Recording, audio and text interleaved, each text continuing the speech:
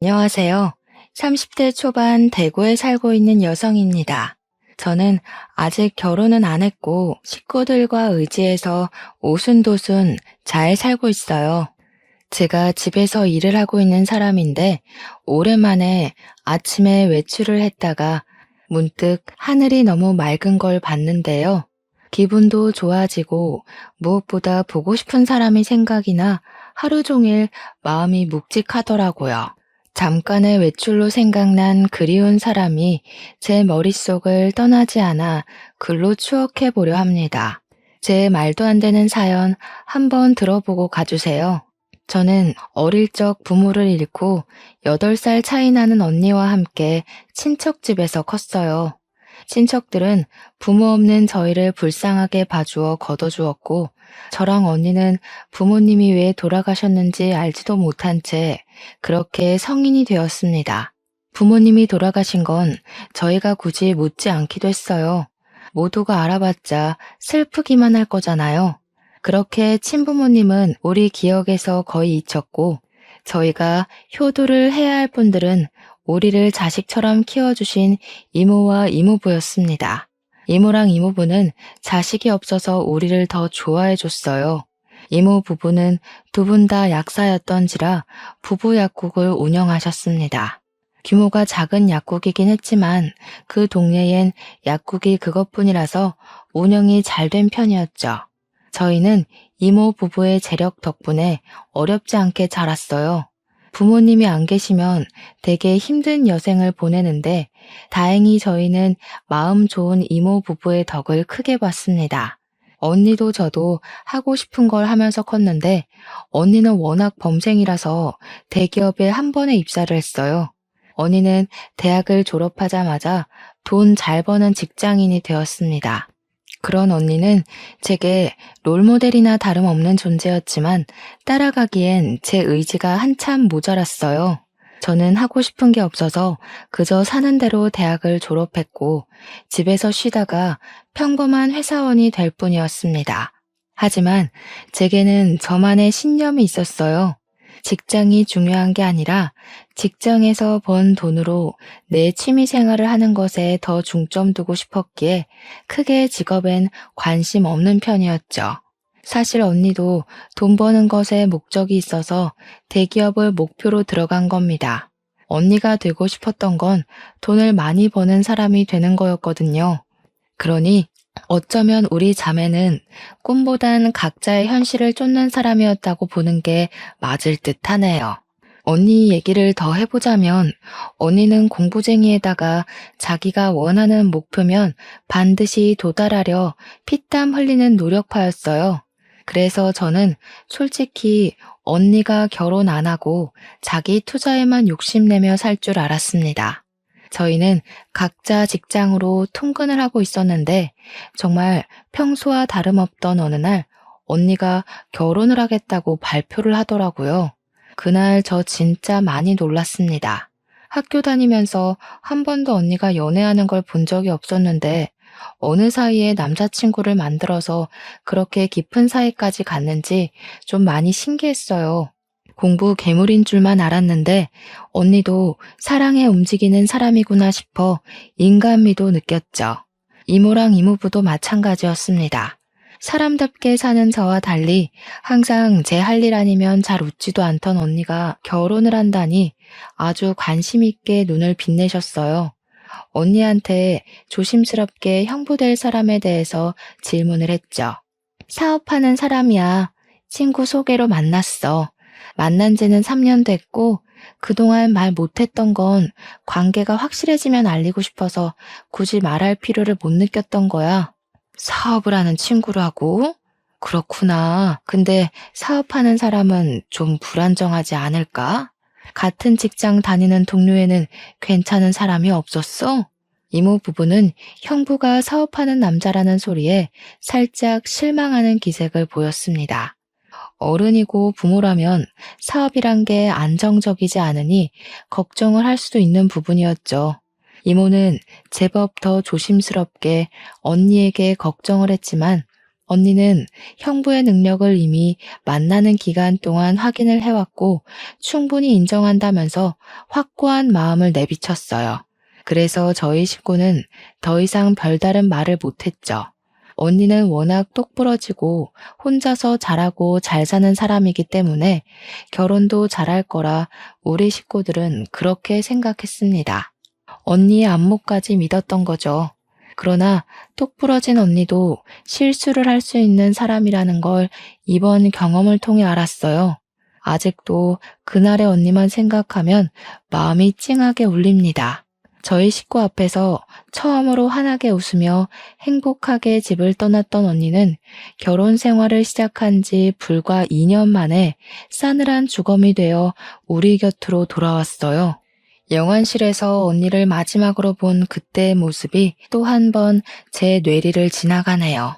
당시 형부한테서 언니가 스스로 극단적인 선택을 했다는 소식만 전달받고는 아무런 앞뒤 상황 전혀 모른 채 장례식장으로 달려갔었습니다. 심장이 너무 빨리 뛰었고 장례식 입구를 보자마자 눈물이 터져 나왔어요. 이미 장례식 문턱을 넘어가면서도 저는 사실이 아니길 바랐습니다. 하지만 믿을 수 없게도 형부가 기다리고 있는 빈소에는 언니의 영정사진이 세워져 있었어요. 너무 놀란 저는 발걸음을 뗄 수가 없었습니다. 이미 울면서 뛰어오느라 눈이 다 부었는데 그 자리에서 또 한 번 눈물을 터뜨리며 입을 틀어 막았었네요. 오랜만에 보는 언니 얼굴을 이렇게 영정사진으로 마주하게 될 줄은 몰랐습니다. 이모는 언니를 보자마자 주저앉아 오열을 했어요. 이모부도 넋놓고 눈물을 보이면서 이모를 부축했습니다. 이모가 언니 사진 앞에서 언니 이름을 부르짖으며 바닥을 길 때 그 옆에서 사돈 식구들은 아무 말도 하지 못하고 그저 침묵만 유지하고 있었어요. 그때 비통하게 통곡을 하던 이모는 눈물이 곧 분노가 되어 이모부를 뿌리치고 자리에서 일어났어요. 다짜고짜 형부에게 달려들어 멱살을 잡았습니다. 이게 뭐야? 자네가 말해보게. 우리 혜인이가 왜 이렇게 된 거야? 내 딸 평생 행복하게 해준다고 하지 않았어? 대체 왜 우리 혜인이가 저기 있는 거냐고? 죄송합니다. 평소에 직장일 때문에 스트레스가 많았는데 제가 못 살폈어요. 정말 죄송합니다. 죄송하다는 말밖엔 드릴 말씀이 없네요. 우리 애가 자네를 얼마나 믿었는데, 잘 웃지도 않던 애가 결혼한다고 얼마나 행복해했는데 왜 우리 애가 저렇게 될 동안 아무것도 못했어, 왜? 언니가 말을 안 해서 저희 식구는 전혀 모르고 있었습니다. 형부 말에 따르면 언니가 결혼 생활과 직장 생활의 병행을 잘 적응 못해서 크게 힘들어했다고 하는데 상상도 못했어요. 언니는 펜으로 허벅지를 찔러가며 밤새 수능 공부를 할 때도 대기업 합격을 위해 대학과 학원을 병행하고 인터넷 강의까지 들으며 시간을 보냈을 때도 힘든 기색 하나 없었던 사람이에요. 쉬엄쉬엄 하라는 이모 말에도 체력이 남아 돈다며 오히려 이모랑 이모부의 걱정을 안심시켜주던 언니였습니다.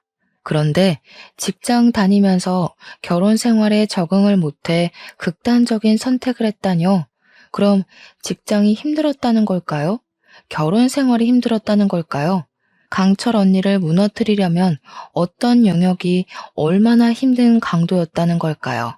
언니는 형부와 지내는 동안 시름시름 앓으며 간간히 안색이 안 좋은 게 보였는데 형부가 물어도 괜찮다고만 해서 형부도 그러려니 넘겼다고 했어요. 그러다 언니가 극단적 선택을 한 당일 주말 아침에 형부가 한 번 더 언니 안색을 걱정했고 병원 가자고 권유도 했다고 했습니다. 그때 언니는 그냥 아침 공기 좀 쐬고 오겠다고 집을 나갔을 뿐이고 그 이후 저녁까지 들어오지 않았다네요. 형부가 걱정이 돼서 뒤늦게 연락을 했지만 언니 폰이 집에 있다는 것도 그때쯤에 알았다고 했어요. 그래서 경찰에 신고를 했던 거고 언니가 주검이 되어 돌아왔다고 했습니다. 언니에게 그런 고충이 있는 줄도 모르고 그저 언니가 괜찮다고 하면 진짜 괜찮은 줄 알고 넘겼던 지난 과거까지 후회가 되었어요. 언니를 존경하기만 했지 단 한 번도 언니에게 위로를 줘야겠다는 생각은 못 해봤습니다. 제가 언니에 대한 관심이 부족해서 점점 시들어가는 언니를 일찍 발견해주지 못한 게 너무 미안했어요. 자라면서도 외롭게 공부랑 다투며 사람과의 추억도 제대로 못 쌓았던 우리 언니. 그런데 마지막 가는 순간까지도 누구 하나 손잡아주는 사람 없이 그렇게 홀로 쓸쓸히 갔네요. 하나밖에 없는 내 사랑하는 언니가 너무 불쌍해서 그날 빈소에서 참 많이 울었습니다. 사람이 울다가 죽을 수도 있다는 걸 느꼈을 만큼 고통스럽게 울었어요. 이모는 3일 내내 빈소를 떠나지 않고 자책을 했어요. 밥도 안 먹고 언니 사진만 바라보면서 자신이 조금 더 엄마처럼 품어줬다면 이렇게까지 슬픈 선택은 안 했을 텐데 하면서 끊임없이 죽은 언니한테 용서를 빌었습니다. 발인식이 오기까지 너무 짧은 시간이었어요. 사돈 어른들도 우리에게 면목이 없다면서 언니를 못 지켜줘서 미안하다고 하더군요. 올바른 애였으니까 좋은 곳에 갔을 거예요. 혜인이가 좀 똑똑한 아이입니까? 아마 그곳에 가서도 똑부러지게 잘 지내고 있을 거니 너무 자책은 하지 마셔요. 고맙습니다. 제가 너무 속상한 마음에 실언을 많이 했던 것 같은데 너그러운 마음으로 용서해 주세요. 그동안 우리의 좋게 봐주셨던 은혜 잊지 않을게요. 사돈 어른은 우리에게 언니 조의금이니까 자기네들은 손대지 않겠다고 선의를 베풀어 줬습니다. 그런 사돈 어른 마음에 고마워서 이모 부부는 같이 고생했는데 그럴 수가 있냐며 조의금에서 반을 내드렸어요. 그리고 사돈 댁과는 그렇게 연이 끊어질 줄 알았어요. 기회가 되면 웃는 얼굴로 다시 만나 밥 한 끼 정도 하자고만 하고 서로의 건강을 기원하며 작별 인사를 했습니다. 근데 언니가 죽고 일주일도 안 돼서 저희는 조금 당황스러운 사실을 직면하게 되었어요. 전혀 몰랐는데 언니 밑으로 빚이 수억이나 딸려 있다는 걸 알았습니다. 이모 부부도 너무 놀라서 이게 정말 언니 앞에 있는 빚이 맞는지 몇 번이나 확인을 했어요. 여보, 우리 혜인이가 이럴 애가 아닌데 어떻게 된 거지? 이렇게 무턱대고 돈을 빚낼 애가 아닌데 무슨 일 있었던 거 아닐까? 이상하긴 하다. 우리가 주는 용돈도 교재 사는 거 아니면 손도 안 대던 앤데 박서방은 뭐 아는 게 있으려나? 많이 이상했습니다. 이모 말대로 언니는 절대 빚을 낼 사람이 아니에요. 근데 대체 뭐가 아쉬워서 이렇게나 큰 돈을 빚냈던 걸까? 형부도 사업을 하고 있었고 언니도 대기업 팀장으로 승진해 돈도 더 많이 벌고 있었는데 말이죠. 또 집이 없는 것도 아니고 애가 있는 것도 아니었는데 대체 왜 이렇게 많은 빚을 낸 건지 아무리 고민해도 이해가 안 되었습니다. 언니가 워낙 자기 얘기를 안 하니까 이래저래 추측도 어려웠어요. 그러나 우리 식구가 몰랐던 고충이 있는 건 확실한 것 같더라고요. 단순히 직장과 결혼 생활 병행 때문만은 아닐 수도 있겠다 싶은 생각이 들었어요. 그래서 한날 제가 형부한테 전화를 걸었습니다. 형부, 언니가 직장 일이랑 결혼이랑 같이 감당하는 걸 힘들어했다고 했잖아요. 혹시 언니가 투잡 준비하고 있었어요? 언니 밑으로 빚이 13억이나 있더라고요. 알고 계셨나 해서요. 오, 그래? 몰랐는데? 세상에나 13억 적은 돈 아닌데 언제 그렇게 큰 돈을 빌렸지? 그것 때문에 그렇게 얼굴빛이 안 좋았구나. 아니, 어쩌다가 그렇게 많은 돈을 빚냈대? 모르겠어요. 저희 언니 워낙 돈 안 쓰는 거 형부도 알잖아요. 함부로 도전 같은 것도 안 하는 사람인데 어쩌다가 이런 건지. 일단 알겠어요. 형부도 뭐 들은 거 없다는 거네요. 제가 알아볼게요. 언니 사정을 걱정하는 것과 별개로 우선 저희 집은 그날로 언니 빚 때문에 집안이 파산나 버렸습니다. 이모 부부는 잘 되던 약국까지 팔아넘겨야 했고 갖고 있던 집값 높아서 집까지 팔아 빚을 메꿔야 했어요. 그 덕에 빚 반은 줄일 수 있었습니다. 이미 너무 많았던 빚은 반이 줄어도 생계에 위협될 만큼 많았어요. 이모 부부는 급하게라도 돈을 벌기 위해서 많은 나이에 남의 약국 밑에 들어가 일하게 되었습니다. 두 분 같이 하는 모습이 보기 좋았는데 돈 때문에 결국 뿔뿔이 흩어지게 된 거지요. 저 또한 어려워진 형편을 지켜만 볼 수는 없어서 퇴근하고 아르바이트를 뛰었어요. 이모 부부도 집에서 따로 부업을 하면서 저희 식구는 언니 빚을 해결하느라 24시간 부족한 삶을 살아야 했습니다. 그렇다고 한 번도 죽은 언니를 원망했던 적은 없어요. 걱정이 되었던 건 여전하고 언니가 보고 싶은 것도 마찬가지였습니다. 바쁘게 사는 게 너무 버거웠지만 한편으론 언니의 대단함을 또 한 번 느끼기도 했어요. 저희 언니야말로 늘 24시간 부족하게 살아온 사람이었거든요. 그 덕에 언니의 모든 시간은 전부 언니의 커리어가 되었고요. 한 번씩 제가 별것 아닌 일로 힘들 때마다 언니가 제게 위로의 말 대신 줬던 사탕이 있었는데 언니는 저를 나이가 먹어도 어린 동생이라고 생각하는 것 같았어요. 그게 다 늙어서는 그게 한 번씩 꼰대처럼 보여서 내가 앤 줄 아냐고 언니한테 틱틱거리기도 했는데 언니가 죽고 나니까 저는 나무였고 언니는 제게 숲이 되어준 든든한 존재였다는 걸 알겠더군요. 언니가 그렇게 떠나고 난 후 언니가 보고 싶어서 못 견딜 것 같아 언니 물건은 일체 건드리질 않았었는데요. 작은 집으로 이사를 오면서 포장해왔던 언니 물건이 제 방에 있었거든요. 차마 박스를 다시 열어보진 못하고 있었는데 그날은 한번 생각난 김에 열어봤어요. 언니가 제게 하나씩 줬던 사탕도 함에 들어있더군요.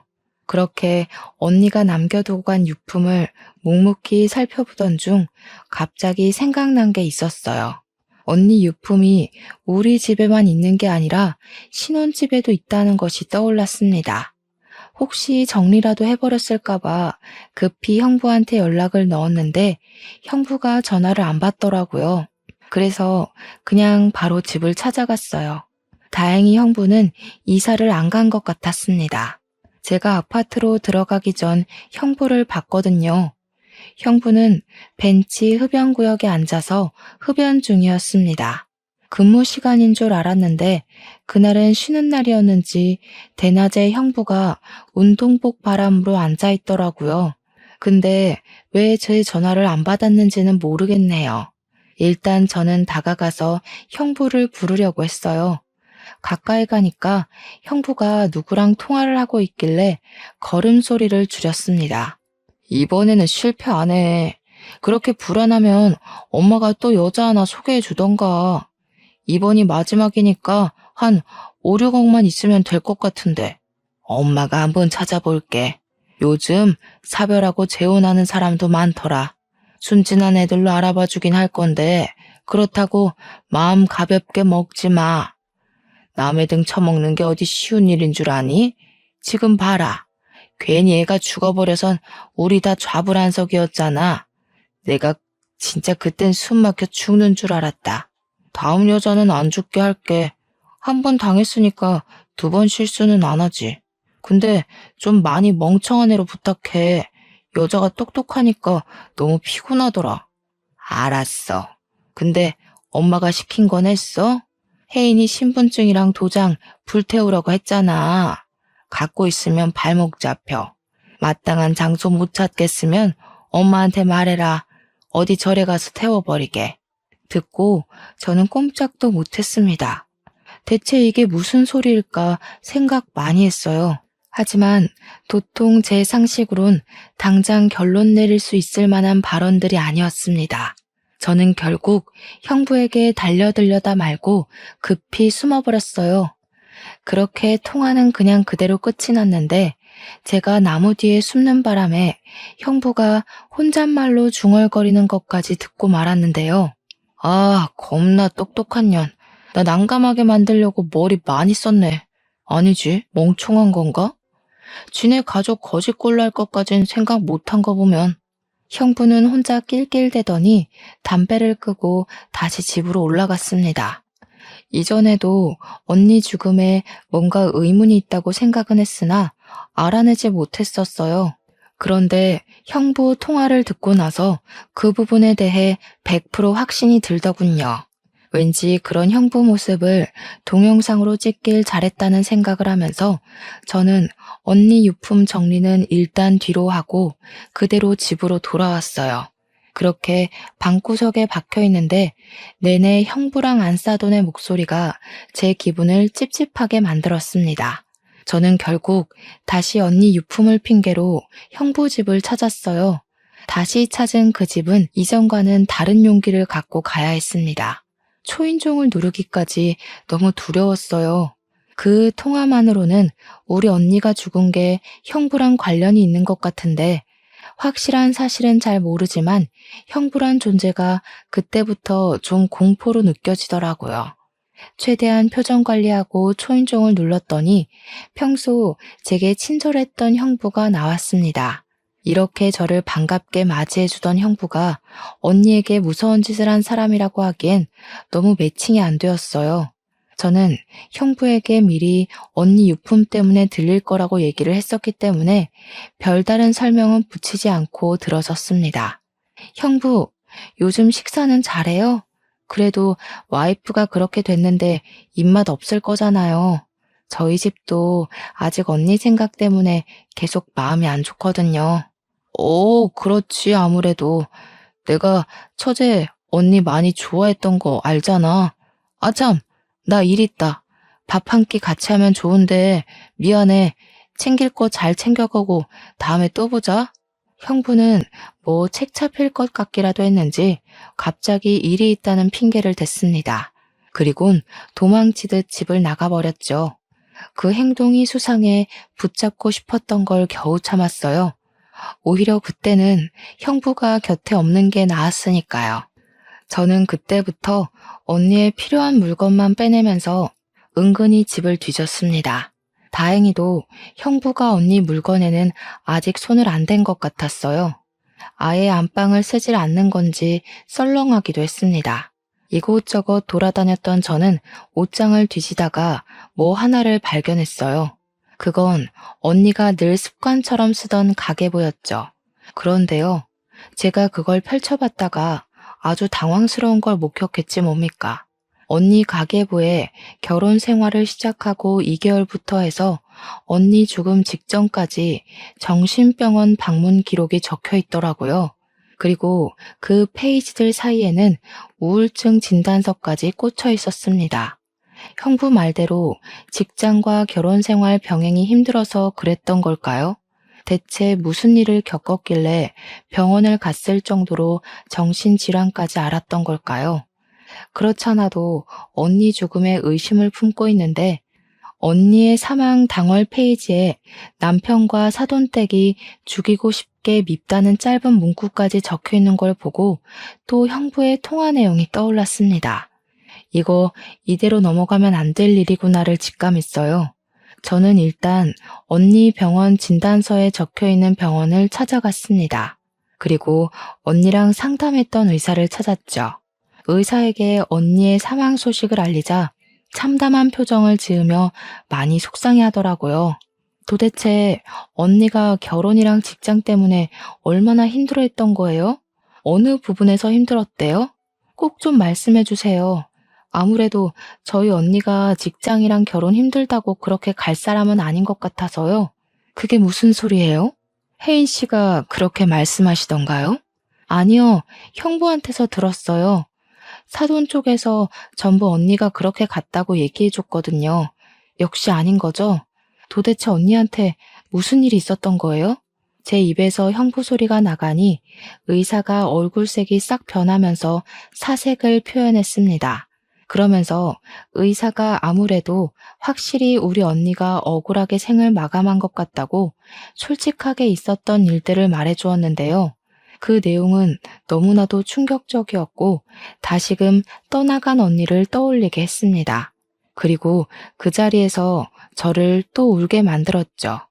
의사 말은 이랬습니다. 형부가 결혼을 하고 한 달 만에 하던 사업을 접고 다른 사업을 시작했대요. 그 사업이 심심하니까 금방 접고 다시 다른 걸 시작했고 또 접고 또 시작하고를 반복하며 살았다고 했습니다.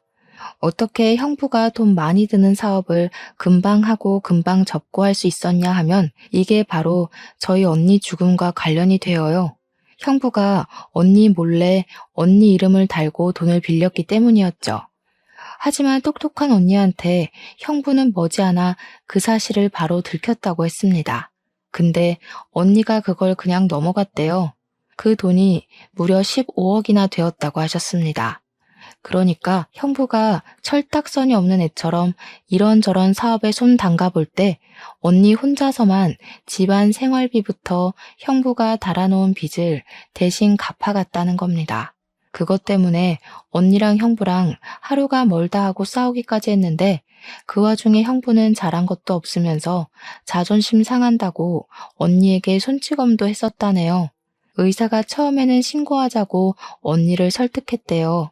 그런데 언니가 우리 집에 알려지면 자기가 짐이 되는 격이니 그게 싫어서 버틸 때까지 버틴 거라고 하더군요. 그게 골마서 결국 우울 증세로 이어졌고 그렇게 참았던 게 2년이라고 했습니다. 언니는 실제 중증 우울증 환자였다고 합니다. 중증 우울증 환자는 언제 목숨을 포기해도 이상하지 않을 증세거든요. 이런 상황에서 더 충격적인 건 사돈댁의 태도였습니다. 언니가 형부의 짓거리를 사돈에게 말했었는데 사돈 쪽에서 어쩌라는 식의 반응이 나왔다네요. 순 헛똑똑이었던 스스로를 탓하라면서 자기 인생은 자기가 잘 책임져야 되는 거라고 남 탓하지 말랬답니다.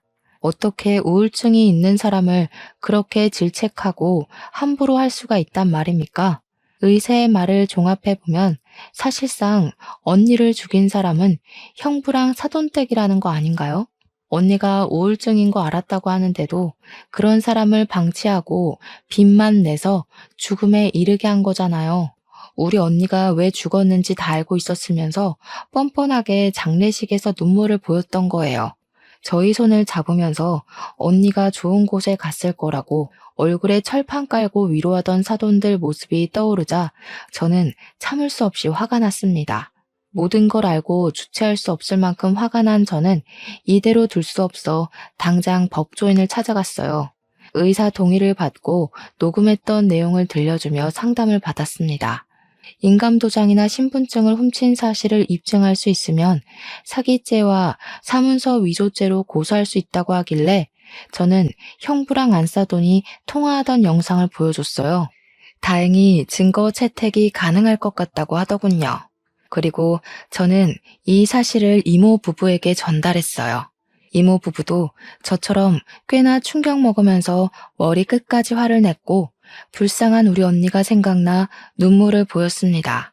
내가 이놈들 싹 다 죽여놓을 거야. 어떻게 사람이 그렇게까지 버러지 같을 수가 있어? 그래놓고 우리 딸 조의금까지 받아가? 우리 혜인이 어떡하니? 불쌍해서 어떡해? 내가 정말 그놈들 머리털을 싹 다 뽑아버려야지. 우리 딸 억울하게 간 만큼 똑같이 울게 만들 거야. 지옥이 뭔지 내가 보여줘야겠어. 그렇게 저희는 무작정 사돈 어른이 일하고 있다는 부부 심리 상담센터를 찾아갔어요. 직업도 참 그 사람들한테 안 어울리는 옷이 아닙니까? 우리 언니를 죽게 하고 자기 아들과 사별시켜 놓은 사람들이 부부들을 대상으로 상담을 한다는 게 웃기잖아요. 여길 찾은 고객들은 여기 상담사들이 살인자인 줄도 모를 텐데 한시라도 당장 제가 알려주고 싶었어요. 그런데 더 어이없는 건 뭔 줄 아시나요? 처음 언니가 결혼 약속만 했을 때 제가 언니 따라 사돈 만나러 가는 길에 이 센터를 와본 적이 있었거든요. 그때는 딱 봐도 운영하기 힘든 만큼 센터 사정이 어려워 보였어요. 근데 다시 찾아간 센터는 그새 좋은 곳으로 이전을 하고 리모델링까지 했더라고요. 완전 TV에 나와도 될 만큼 고급지게 바뀐 거 아니겠어요? 남의 집 초상 내놓고 자기네들은 기다렸다는 듯이 살림을 피다니 너무 안 봐도 비디오인 수준이었습니다. 사돈댁이 원래 우리 집보다 형편 안 좋았거든요. 저희는 약국하던 집안이라 부유했으나 형부네는 형부가 사업을 한다고 했는데도 저희보다 어려웠어요. 형부 집안 배경은 기본적으로 평민보다 못한 수준밖에 안 되었던 걸로 압니다. 그래서 사돈댁 센터는 인터넷에 검색도 안 될 만큼 팔이 날렸었거든요.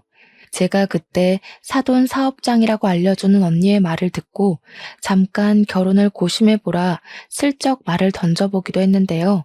언니는 사람이 어디 돈뿐이냐고 적당히 살고 적당히 좋은 마음이면 그걸로 충분히 잘 살 수 있다길래 그때도 언니 의견에 지지만 했었죠.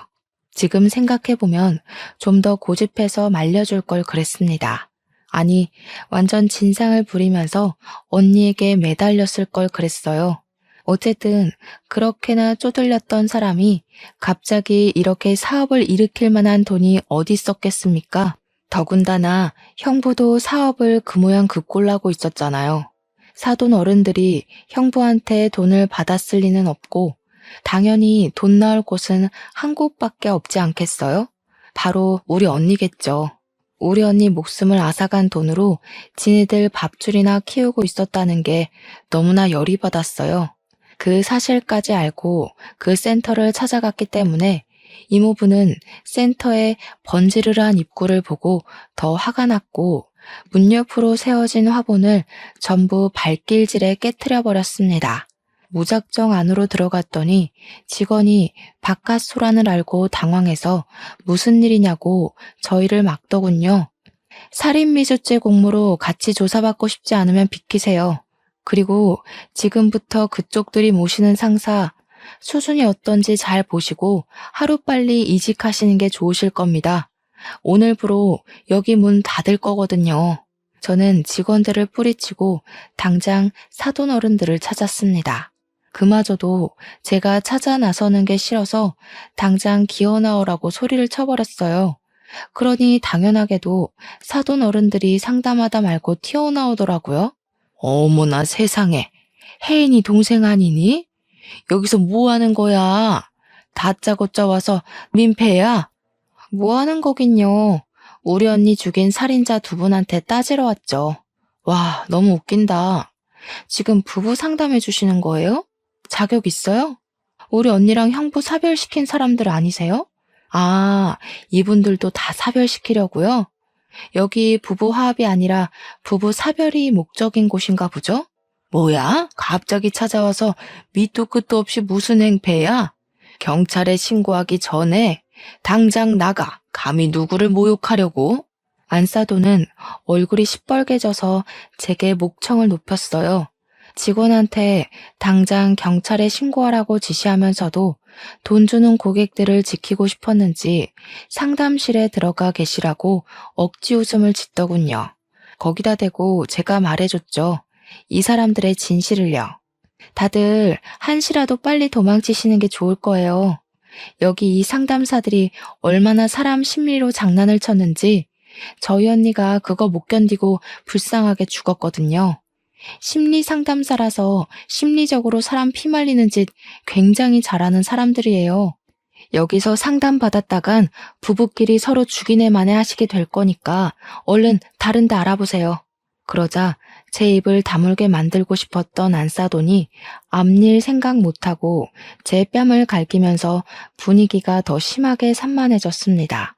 지켜보고 있던 부부 고객들은 안사돈의 돌발 행동 때문에 이미 상담사로서의 신뢰를 잃고 말았어요.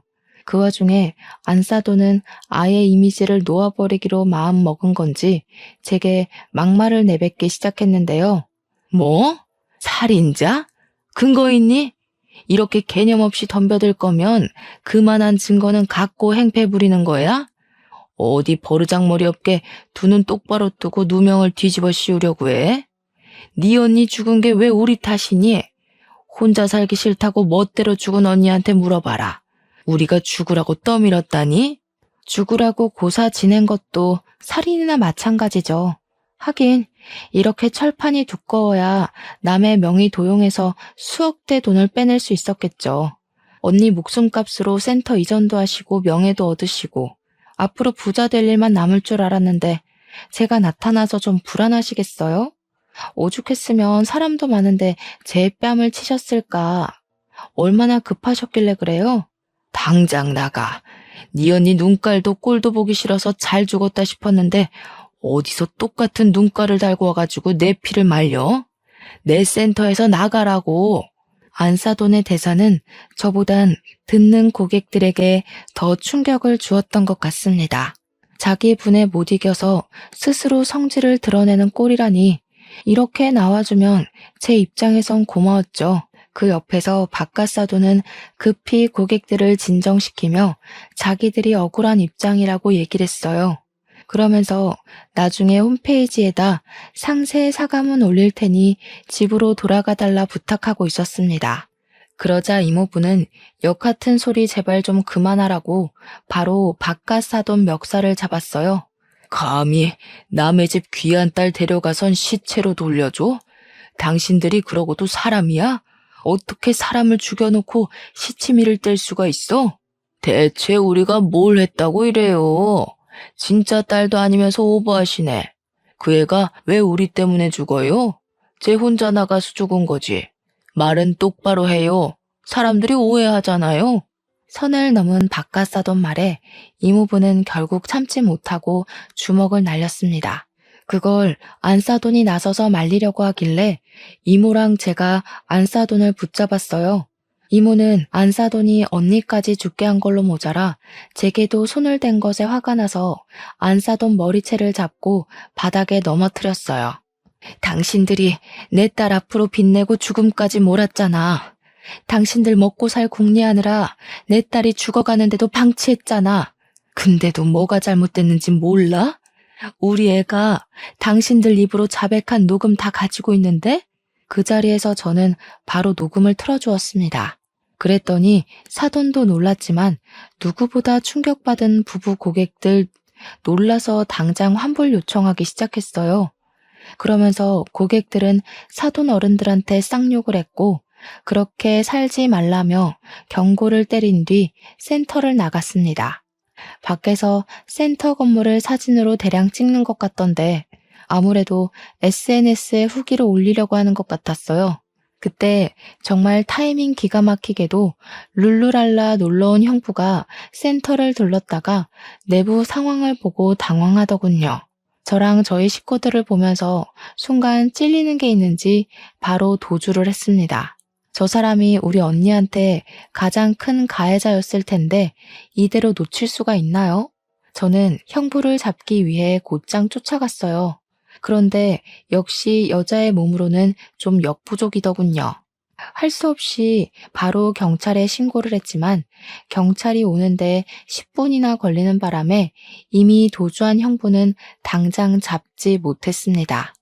하지만 저는 형부와 사돈 가족들을 전부 사기죄로 고소 진행부터 했어요. 신고 접수가 되자마자 당연히 수사가 진행되었고 다행히도 언니가 쓰던 가계부, 언니 명의의 통장, 그리고 그들이 태웠다고 발언했던 언니의 도장과 신분증이 전부 증거물과 증언이 되어서 경찰에게 제출되었어요. 언니 신혼집 침대 밑에서 언니 휴대폰도 발견됐다고 하더라고요. 거기에는 언니랑 사돈댁과 형부랑 통화하면서 다퉜던 내용이랑 빚 가지고 신랑이 벌이는 정황들까지 전부 녹취록으로 남아 있었습니다.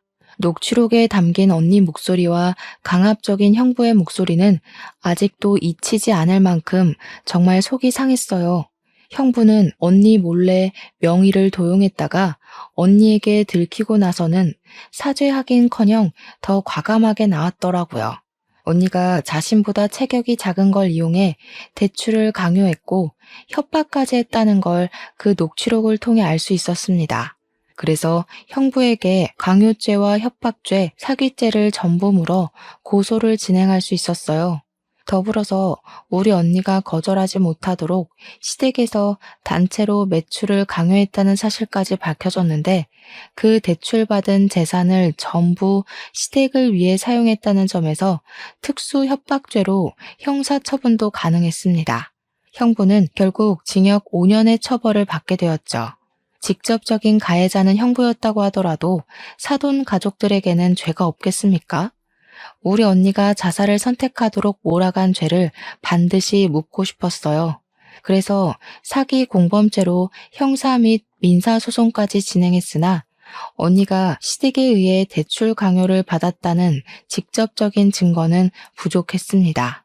그래서 징역까지 안 되고 그저 200만 원의 벌금형으로 끝나고 말았죠. 하지만 저는 형부 하나만 골로 보낸 걸로 만족하지 못했어요. 우리나라 법이 그렇다는데 제가 법으로 뭘 더 할 수 있었겠습니까? 해서 저는 지역 카페와 맘카페에 이 사실을 전부 공표해 줬습니다. 우리 친언니를 죽음으로 몰아간 사돈이 현재 땡땡시에서 부부 상담센터를 운영하고 있다는 내용으로 우리 집 사정을 구구절절 상세히 기재했고 그걸 인터넷에 뿌려버렸어요. 물론 명예훼손을 받을 수 있겠지만 범죄자 가족 주제에 남의 부부관계를 상담해준다는 게 말이 안 되지 않습니까? 이 소식을 전해 들은 카페 회원들은 다 같이 분노를 해주었습니다. 역시 엄마들의 힘은 대단한 건지 사돈댁 일이 소문나는 건 정말 삽시간이었어요. 그렇게 지역신문에도 제보가 되면서 그 부부 상담센터는 또다시 본래 모습처럼 파리만 날리게 되었고 적자가 나서 2달 만에 폐업을 하게 되었습니다. 맘카페 회원들은 다 같이 그 부부 상담센터에 찾아가 따지려 했으나 이미 폐업을 해버려서 더 이상 죄를 묻지 못했어요. 사돈댁은 일이 제법 커지고 더 이상 사회가 손가락질하는 그 압박을 견디기 힘들었는지 저희 식구에게 사과를 하고 싶어 했나 봅니다. 제 전화번호는 또 어떻게 알아낸 건지 모르는 번호로 전화가 왔더라고요. 저는 그게 사돈댁인 줄도 모르고 받았더니 그 카랑카랑한 목소리로 제 뺨을 치던 아줌마라서 그냥 끊어버리려고 했거든요. 아니 아가씨, 잠깐만 내 말 좀 들어봐요. 우리가 꼭 아가씨랑 사돈댁한테 이 말을 해야 될 것 같아서 애타게 찾았어요. 미안해요. 혜인이 일은 우리가 평생 사죄하면서 살게요. 그러니까 제발 우리 좀 용서해줘요. 요즘 이상한 방송국까지 찾아와서 집 밖도 못 나가고 있어요. 이제 와서 존댓말 쓰는 것도 웃기네요. 겨우 그 정도로 못 살겠어요? 우리 언니는 그쪽들한테 시달리면서 2년이나 숨막혀 하다가 떠났어요. 뭐 얼마나 지났다고 벌써 죽겠다 소리를 해요? 당신들 벌 받는 거 이제 시작일 뿐이고 우리 언니가 용서했다고 내 꿈에 나타날 때까지 평생 언니보다 더한 고통 받으셔야 될 겁니다. 저는 그래도 전화를 끊어버렸고 수신 차단을 했어요. 우리 언니 죽음은 이런 불장난 같은 가벼운 사과로 넘어갈 문제가 아닌데 어쩜 저들은 사과하는 방법조차 모르는 걸까요? 이게 사과로 될 문제라고 생각하는 수준조차 정말 답이 안 나오는 어른이지 않나 싶었습니다. 저는 이렇게 파렴치한 인간들이 벌을 받게 만들긴 했지만 언니를 잃은 상실감은 여전히 채워지지 않더군요. 제가 언니에게 조금 더 관심을 가지고 살았다면 이런 일이 안 벌어졌을까 싶으면서 뒤늦은 후회만 오더라고요. 우울증에 정신과 약까지 복용했는데 동생인 제가 몰라준 게 얼마나 한심합니까? 이렇게 한 달이 건넌 가족관계에도 발등 찍힌 것이 너무 억울하고 서러운데 우리 언니는 제가 아팠던 것보다 더 아팠겠죠.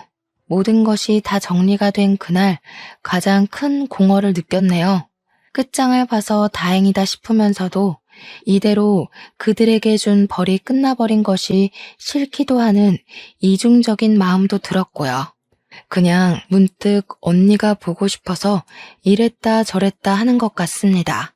하늘에서 언니가 저를 꼭 지켜보고 있었길 바래요. 언니 보고 싶은 마음 하나가 제게 이렇게 큰 용기가 되었다고 제 마음의 소리를 들었기를 꼭꼭 바랍니다. 그래도 세월이 약이라는 말이 거짓은 아닌가 보더라고요. 언니가 세상을 뜨고 9개월이 지난 현재 주말마다 이모랑 이모부랑 등산에 취미가 생겨서 다니고 있어요. 등산할 때 체력적으로 힘이 드니까 딴 생각을 안 해서 좋더라고요. 특히 산 정상에 올라가면 마치 제가 힘들었던 순간순간들이 결국 다 수억만 가지의 경험 중 하나일 뿐이라는 생각이 들어요. 그만큼 언니가 보고 싶은 그리움과 슬픔보다는 언니와 좋았던 추억이 제 마음에 더 크게 자리 잡는다는 거죠. 저도 언젠가는 언니가 있는 곳으로 갈 운명이잖아요. 나중에 저희 식구들도 전부 언니 곁으로 갈 거고, 우린 또 만나게 될 텐데, 뭘 그렇게 그리워했을까 싶더라고요. 그래서 산 정상만 올라가면 항상 갈피를 못 잡던 제 마음이 좀 진정이 되어서 좋습니다. 그건 이모랑 이모부도 마찬가지라고 하네요. 여러분들은 꼭 결혼한 형제자매가 있다면 옆에서 끊임없는 대화를 해줌으로써 우리 언니 같은 불상사가 일어나지 않도록 잘 대처했으면 해요. 속상하게도 가족의 소중함은 이들이 떠나야만 더 크게 느껴지지만 우리가 끊임없이 되새긴다면 충분히 후회되지 않게 표현할 수 있다고 생각합니다. 지금까지 제 사연 관심 있게 들어주셔서 감사합니다. 늘 행복하세요.